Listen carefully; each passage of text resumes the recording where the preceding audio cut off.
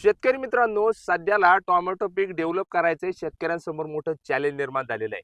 काय झालंय तर जास्त प्रमाणे हीट आणि पिकामध्ये अजैविक ताण जास्त प्रमाणे आलेला आहे आणि एकंदरीतच पांढऱ्या मुळ्या या डेव्हलप होत नाहीये. त्यासाठीच आपल्याला वापरायचं आहे जगातील सर्वोत्तम नंबर 1 सीवीड जे बनवलेलं आहे अकॅडमी कंपनीने, गोल्ड स्टार. यामध्ये घटक तुम्हाला सांगायचा झाला 100% आस्कोफायलम नोडसम हा घटक यामध्ये बघायला मिळतो आणि यामुळे निश्चित स्वरूपात तुमच्या पांढऱ्या मुळ्या जास्त प्रमाणे वाढणार आहे. अपटेक करण्याचं काम जास्त प्रमाणे होणार आहे आणि पिकाची देखील डेव्हलपमेंट जास्त प्रमाणे होणार आहे.